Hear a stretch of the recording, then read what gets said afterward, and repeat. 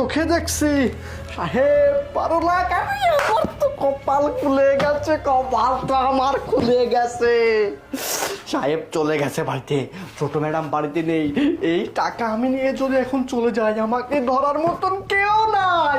আমি সারা জীবন যদি বসে বসেও খাই, একটা ব্যবসা বাণিজ্য করেও খাই, আমার জীবন চলে যাবে। আমি কি না এই বাড়িতে কাজ করে খাবো? সবসময় আমার সাথে খারাপ ব্যবহার করিস তোরা। আর আজকে সোনা পাখি বলতেছে, বিশ্বাস করে রেখে গেছিস না? তোদের বিশ্বাসে থুতু মারি আমি, তোদের বিশ্বাসে। এটা নিয়ে চলে যাব, আমার জীবন পার হয়ে যাবে। তাই রে নাই রে না আমার। এই কে? তোকে আমি বলছি এই জিনিসটা একটু রেখে দে সুন্দর করে সযত্নে। এটা নিয়ে কোথায় যাচ্ছিস? সাহেব, আমি এটা নিয়ে যত্নে রাখতে যাচ্ছি ও ডয়ের মধ্যে, যাতে কেউ কোনো কিছু করতে না পারে। সাহেব, আমি দেখি আসি।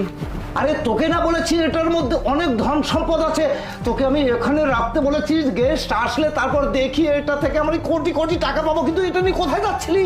ডয়ের রাখতে যাচ্ছি। আপনি অফিসে বাবা তুমি জানো না এটা নিয়ে ও আচ্ছা আচ্ছা আচ্ছা, মানে এটা নিয়ে আর হয়ে গেল। তুই কি না মনে করিস? সাহেব, আমি আমি আমি এই কাজ করতে পারি না, না। তুই কেন করবি? আমি করেছি। না না বাবা তুমি না আমি। হ্যাঁ হ্যাঁ, আরে তুই আমাকে যা দেখালি না, এই যে গুপ্ত ধনটা না, ধন আসলে সবাই চেনে না রে। এটার মধ্যে কি ধন আছে? তুই তো ফকিরের বাচ্চা, তাহলে তুই ধন চিনবি কি করে? হ্যাঁ কি সব বলতেছেন? হ্যাঁ, তোরা আসলে না কোনটা ধন, কোনটা সম্পত্তি, কোনটা টাকা, কোনটা পয়সা, কোনটা ধন রত্ন কিচ্ছুই চিনিস না। তাই যদি চিনতি তাহলে এত বড় একটা কার্টুন তুই হাতে নিয়ে এ পর্যন্ত বুঝতেই পারছিস না যে এর মধ্যে কি আছে।